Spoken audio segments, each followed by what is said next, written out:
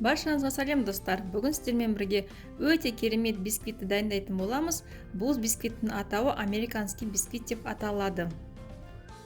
Ең алдымен сүтімізге сары майымызды салып, жылытып қоямыз. Енді қантымызға жұмыртқамызды салып, массамыз 2 есе ұлғайғанша араластырамыз. Массамыз 2 есе ұлғаю үшін ыдысымыз міндетті түрде таза болу қажет.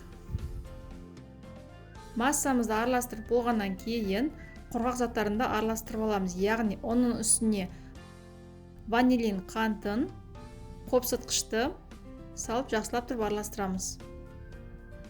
Енді осы ұнымызды 3 бөлікке бөліп, массамызға салып, лопатканың көмегімен жоғарыдан төмен қарай араластырамыз. Сол кезде массамыз түсіп кетпейді, яғни бисквитіміз жақсы көтеріліп піседі.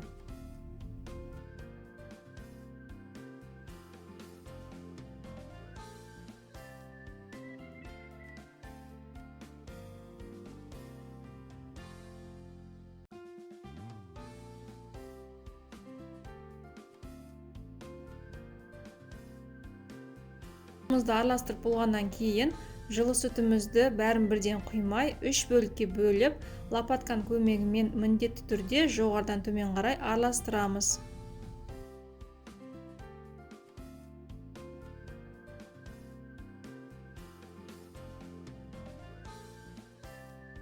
Менің осы видеом сіздерге ұнап жатса, менің каналыма тіркелуді, лайк басуды және жаңа видеоны өткізіп алмас үшін қоңыраушаны басып қойды ұмытпаңыздар. Алда мен сіздермен өте керемет рецепттермен бөлісетін боламын.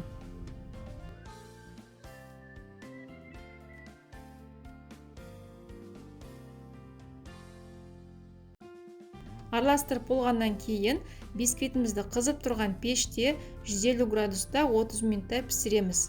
Бисквит 30 минут өтпейінше пештеріңіздің есігін ашпаңыздар. Ол бисквиттің түсіп кетуіне әсер етеді.